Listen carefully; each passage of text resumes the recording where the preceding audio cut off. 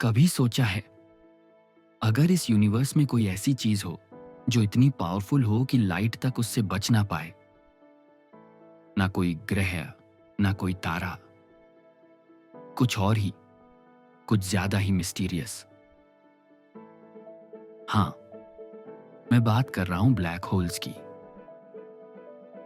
लेकिन जो आपने अब तक सुना है ना, वो बस एक ट्रेलर था। रियलिटी इससे कहीं ज्यादा इंटेंस है। ये सिर्फ चीजें निगलते नहीं, ये गैलेक्सीज को होल्ड करते हैं, स्पेस और टाइम को बेंड करते हैं, और ब्रह्मांड के सबसे बड़े सीक्रेट्स इन्हीं के अंदर छुपे हैं। इस वीडियो में हम सिर्फ ये नहीं जानेंगे कि ब्लैक होल क्या होता है, हम ये भी समझेंगे कि ये कितने बड़े होते हैं, कितने हैं पूरे यूनिवर्स में, और इनका एक्चुअल काम क्या है। बिलीव मी, एक बार आपने पूरी पिक्चर देख ली तो आप आसमान को वैसे कभी नहीं देख पाएंगे जैसे अब तक देखते आए थे।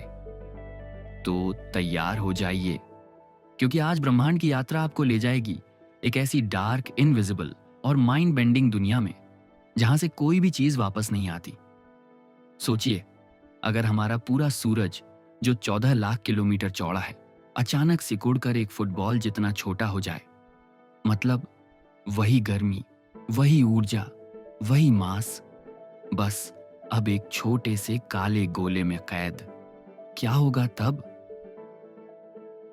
अब इमेजिन कीजिए, उस छोटे से गोले के पास कुछ गया, कोई ग्रह, कोई तारा, या फिर रोशनी की एक किरण, वो बच पाएगा? नहीं, because of intense gravitational force of sun. And that's what happens when a black hole is born. This is not just space science, this is space horror, लेकिन असली। Black holes are literally the scariest, strangest and most powerful objects in the universe. ये वो जगह है जहां physics के सारे known rules fail हो जाते हैं, जहां ग्रेविटी इतनी इंटेंस होती है कि कुछ भी रोशनी तक वापस नहीं आ सकती, और सबसे डरावनी बात, हम इन्हें देख नहीं सकते, ये इनविजिबल होते हैं। बस इनका असर महसूस किया जा सकता है। अब सोचिए, अगर ये चीजें इतनी ज्यादा पावरफुल और मिस्टीरियस हैं, तो इनकी शुरुआत कैसे होती है? और क्या हमारी धरती के पास भी कोई ऐसा ब्लैक होल छुपा हुआ है? Let's find out. अभी हमने देखा कि ब्लैक होल कितना पावरफुल हो सकता है, लेकिन अब बात करते हैं असली सवाल की। ब्लैक होल होता क्या है? साइंस की भाषा में कहें तो एक ऐसा हिस्सा है स्पेस टाइम का जहां ग्रेविटी इतनी इंटेंस होती है कि कुछ भी, इवन लाइट, एस्केप नहीं कर सकती। अब ये सुनने में तो कॉम्प्लेक्स लगता है, पर इसे एक आसान एग्जाम्पल से समझते हैं। इमेजिन कीजिए एक बहुत बड़ा ट्रैम्पोलिन और उसके बीचों बीच रखी हुई एक भारी लोहे की गेंद। अब आप उसके चारों तरफ छोटी छोटी गेंदें फेंकोगे तो वो सब ऑटोमेटिकली उस भारी गेंद की तरफ खींचने लगेंगी, राइट? अब उसी ट्रैम्पोलिन को स्पेस टाइम समझो, और वो भारी गेंद एक तारा। और अगर वो तारा इतना भारी हो जाए कि वो ट्रैम्पोलिन को फाड़ ही दे, तो वो बन जाता है एक ब्लैक होल। क्योंकि अब कोई भी चीज, चाहे वो मैटर हो या लाइट, वो उस होल से वापस नहीं आ सकती। और ये कोई नई कॉन्सेप्ट नहीं है। इसकी प्रेडिक्शन तो 1915 में ही आइंस्टाइन ने कर दी थी अपने थ्योरी ऑफ जनरल रिलेटिविटी में। उन्होंने कहा था कि हाई मास सिर्फ ग्रेविटी नहीं बनाता, वो स्पेस टाइम को भी बेंड करता है। और अगर मास बहुत ज्यादा हो जाए तो वो बेंड इतना ज्यादा होगा कि स्पेस टाइम में एक बॉटमलेस पिट बन जाएगा, यानी एक ब्लैक होल। लेकिन ये सिर्फ थ्योरी नहीं है, इसके एविडेंस भी हैं। 1970 में साइंटिस्ट्स ने एक बाइनरी स्टार सिस्टम डिस्कवर किया, साइग्नस X1, जहां एक विजिबल तारा था, लेकिन उसके पास कोई इनविजिबल चीज थी जो उस तारे को रोटेट कर रही थी और उससे गैस खींच रही थी। और वो इनविजिबल चीज कुछ और नहीं, एक ब्लैक होल था। तो शॉर्ट में, जब कोई बहुत मैसिव तारा अपनी उम्र पूरी करता है तो वो अंदर की तरफ कोलैप्स हो जाता है, और तब बनता है ब्लैक होल। एक ऐसा ग्रेविटेशनल ट्रैप जहां से बाहर निकलने का कोई रास्ता नहीं होता। अब तक हमने समझा कि ब्लैक होल होता क्या है, पर अब बात करते हैं एक माइंड ब्लोइंग सवाल की। आखिर ऐसे ब्लैक होल्स कितने हैं इस पूरी यूनिवर्स में? देखो, जो चीज दिखती नहीं, जिसमें लाइट तक वापस नहीं आती, उसकी गिनती कैसे की जाए? सवाल फेयर है, लेकिन साइंस ने इसका भी जवाब ढूंढा है। एस्ट्रोनॉमर्स का मानना है कि हमारी सिर्फ एक गैलेक्सी यानी मिल्की वे में ही करीब 100 मिलियन यानी 10 crore stellar mass black holes हो सकते हैं। अब सोचो, ये सिर्फ एक गैलेक्सी की बात है और साइंटिस्ट का एस्टीमेट है कि ऑब्जर्वेबल यूनिवर्स में करीब 2 ट्रिलियन गैलेक्सीज हैं। तो अगर हर गैलेक्सी में इतने ही ब्लैक होल्स हैं तो टोटल नंबर निकल कर आता है करीब 1 से 2 क्वाड्रिलियन ब्लैक होल। अब आप सोच रहे होंगे, अगर इतने ज्यादा ब्लैक होल्स हैं तो क्या वो हमें दिखाई क्यों नहीं देते? सिंपल, क्योंकि ये इनविजिबल होते हैं। हम इन्हें डायरेक्टली ऑब्जर्व नहीं कर सकते, लेकिन हम इनके इफेक्ट्स डिटेक्ट कर सकते हैं।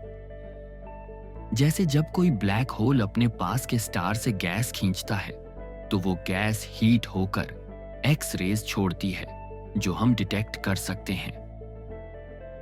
या फिर जब 2 ब्लैक होल्स टकराते हैं तो वो ग्रेविटेशनल वेव्स पैदा करते हैं, जैसे लाइगो ने पहली बार 1915 में डिटेक्ट किया था।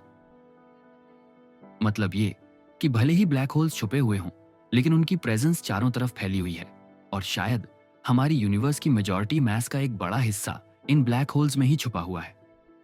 Scary, right? हाँ, थोड़ा सा। फैसिनेटिंग? एब्सोल्युटली। अब जरा सोचिए, अगर इतने ब्लैक होल्स पहले से मौजूद हैं तो हर सेकंड यूनिवर्स में और भी बन रहे होंगे, क्योंकि हर सेकंड कोई ना कोई तारा तो मर रहा होगा, राइट? तो एक तरह से ब्लैक होल्स इस यूनिवर्स के साइलेंट पॉपुलेशन बन चुके हैं, जो दिखते नहीं पर हर जगह मौजूद हैं। अब तक हमने जाना कि ब्लैक होल्स कितने ज्यादा होते हैं, लेकिन अब बात करते हैं उनके साइज की। मतलब ये कितने बड़े हो सकते हैं। अब यहां मजेदार बात यह है कि ब्लैक होल्स का साइज फिक्स नहीं होता, ये हर बार अलग होते हैं, क्योंकि इनका साइज डिपेंड करता है कि वो कैसे बने और कितना मास उन्होंने गैदर किया। तो चलिए इसे कैटेगरीज में समझते हैं। पहला है स्टेलर ब्लैक होल्स। ये वो ब्लैक होल्स होते हैं जो बड़े तारों के मरने के बाद बनते हैं। इनका साइज कुछ किलोमीटर जितना ही होता है, यानी अर्थ के किसी शहर जितना।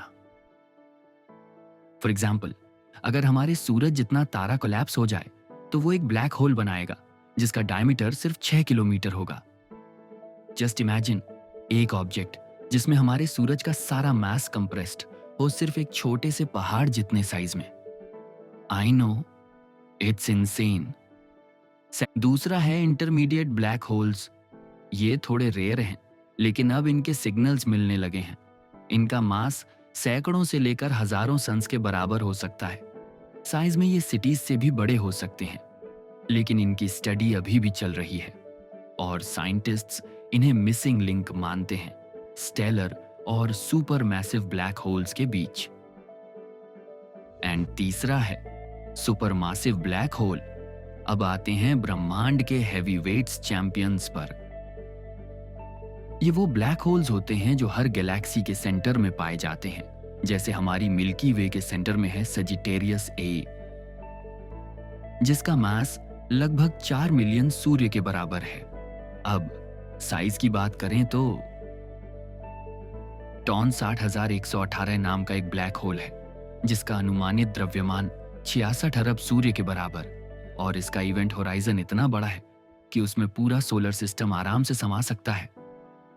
हाँ, पूरा सोलर सिस्टम, सन और सारे प्लैनेट्स मिलाकर।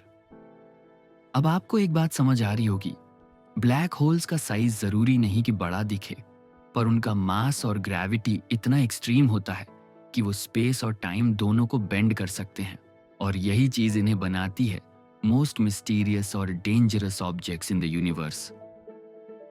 तो एक साइड पर आपके पास हैं ऐसे ब्लैक होल्स जो एक छोटे से माउंटेन जितने हैं, और दूसरी तरफ वो भी हैं जो लाखों करोड़ों सूरजों को निगल सकते हैं। मतलब यूनिवर्स में एक्सट्रीम्स का कोई लिमिट ही नहीं।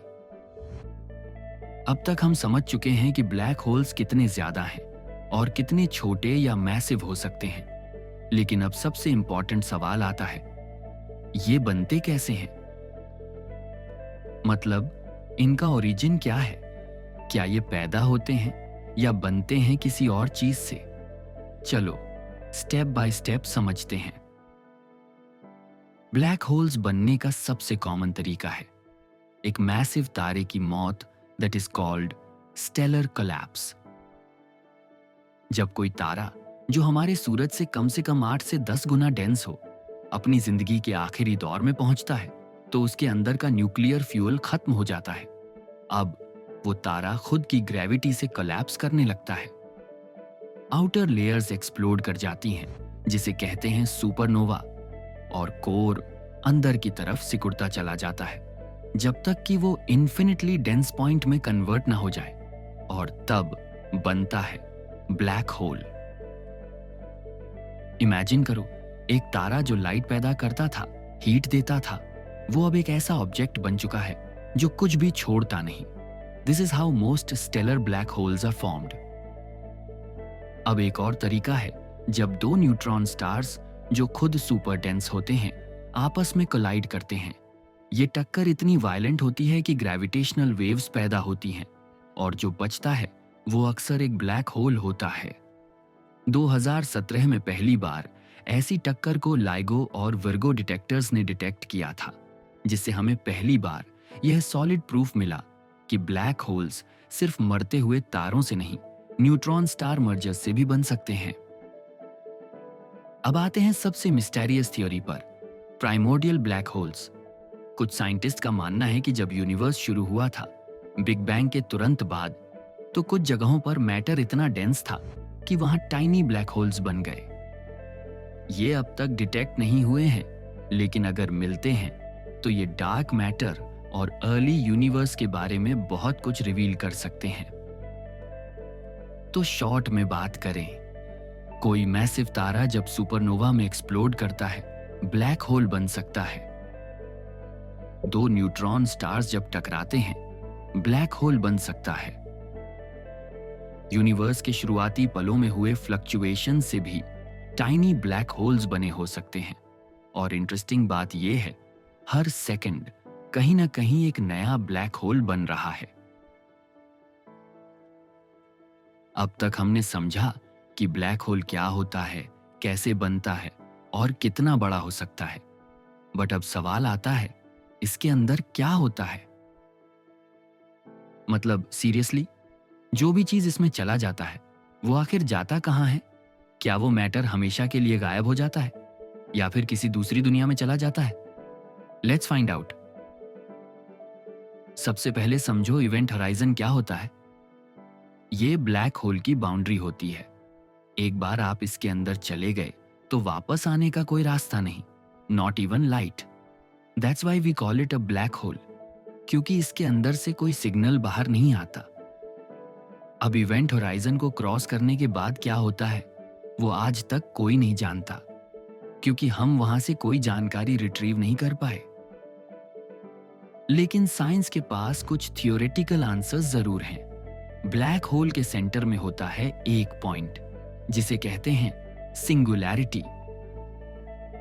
वो जगह है जहां मैटर इन्फिनिटली डेंस हो जाता है और ग्रेविटी इन्फिनिट हो जाती है। यहां हमारे सारे नोन फिजिक्स लॉज फेल हो जाते हैं।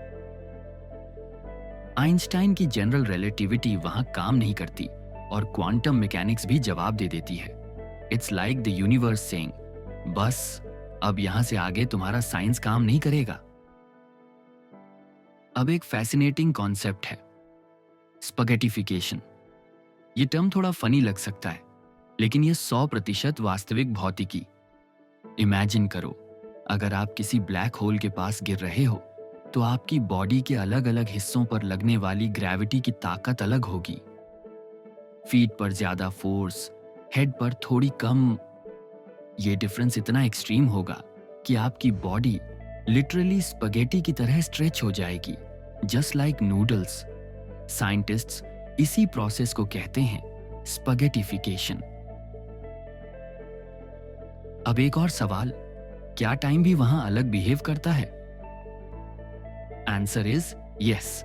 आइंस्टाइन ने बताया था कि ग्रेविटी जितनी इंटेंस होगी वहां टाइम उतना ही स्लो चलेगा। ब्लैक होल के पास टाइम इतना स्लो हो जाता है कि बाहर की दुनिया में लाखों साल निकल सकते हैं, जबकि अंदर बस कुछ सेकंड्स ही बीते हैं। थियोरेटिकली अगर आप किसी तरह इवेंट होराइजन के पास रुक भी जाओ तो बाहर की दुनिया फ्यूचर में चली जाएगी, जब तक आप वहीं के वहीं फंसे रहोगे। और सबसे बड़ा रहस्य, कुछ थ्योरीज ये भी कहती हैं कि ब्लैक होल के अंदर शायद कोई वर्म होल हो, एक रास्ता जो आपको किसी और जगह या किसी और यूनिवर्स में ले जाए। Sounds crazy, right? लेकिन ये वही जगह है जहां साइंस और इमेजिनेशन का फर्क बहुत पतला हो जाता है। बॉटम लाइन ये है, इवेंट होराइजन के अंदर जो भी जाता है वो वापस नहीं आता। सेंटर में सिंगुलैरिटी होती है, जहां लॉज ऑफ फिजिक्स फेल हो जाते हैं। ग्रेविटी इतनी इंटेंस होती है कि टाइम और स्पेस दोनों डिस्टॉर्ट हो जाते हैं। एंड ऑनेस्टली हम अभी भी फुली श्योर नहीं है कि वहां असली में क्या होता है। ब्लैक होल के अंदर की दुनिया अभी भी एक कॉस्मिक मिस्ट्री है, जिसका आंसर हमें शायद फ्यूचर में क्वांटम ग्रेविटी के जरिए मिलेगा। अब तक हमने ये देखा कि ब्लैक होल्स कितने ज्यादा हैं और उनके अंदर क्या हो सकता है। अब ऑब्वियस सवाल आता है, क्या हमारे आसपास भी कोई ब्लैक होल है? Like seriously, are we living near one? And if yes, क्या हमें डरने की जरूरत है? रिलैक्स। यस, हमारी गैलेक्सी में करोड़ों ब्लैक होल्स हैं, लेकिन अर्थ के करीब कोई ऐसा ब्लैक होल नहीं है जो फिलहाल हमारे लिए डेंजर बन सके। क्लोजेस्ट नोन ब्लैक होल है गाया BH1, जो करीब 1560 लाइट ईयर्स दूर है। अब सुनने में ये करीब लगता है, बट ट्रस्ट मी, स्पेस के हिसाब से ये बहुत दूर है। इतना कि अगर आप लाइट की स्पीड से भी ट्रैवल करें तो वहां पहुंचने में आपको 1500 साल लगेंगे। मतलब, are we safe? Well, at least for now. लेकिन इसका मतलब ये नहीं कि ये ऑब्जेक्ट्स इरेलेवेंट हैं। हमारी मिल्की वे के सेंटर में ही बैठा है super massive black hole Sagittarius A, जो हमारे पूरे गैलेक्सी स्ट्रक्चर को स्टेबल रखने में मदद करता है। It's like a silent guardian, unseen but absolutely essential. So अब जब आपने पूरा वीडियो देखा है, लेट्स टेक अ मोमेंट और सोचें। ब्लैक होल्स सिर्फ डरावने कॉस्मिक मॉन्स्टर्स नहीं हैं, वो इस यूनिवर्स के सबसे फंडामेंटल हिस्से हैं। वो हमें ये सिखाते हैं कि फिजिक्स की हमारी अंडरस्टैंडिंग अब भी कितनी अधूरी है, कि मैटर और एनर्जी कैसे बिहेव करते हैं एक्सट्रीम कंडीशंस में, और शायद टाइम, स्पेस और एग्जिस्टेंस के सीक्रेट्स इन्हीं के अंदर छुपे हैं। Black holes also remind us of one more thing, कि जितना हम जानते हैं उससे कहीं ज्यादा वो है जो हम नहीं जानते, और शायद इसी मिस्ट्री में इस ब्रह्मांड की सबसे बड़ी खूबसूरती छुपी है।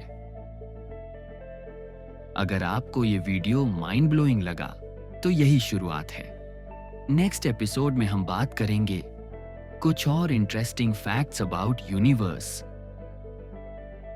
सो अगर आप रेडी हो कॉस्मिक मिस्ट्रीज को और डीप एक्सप्लोर करने के लिए, तो चैनल को सब्सक्राइब कीजिए, बेल आइकॉन दबाइए और इस जर्नी में हमारे साथ जुड़े रहिए, क्योंकि ब्रह्मांड की यात्रा अभी शुरू ही हुई है। Thank you.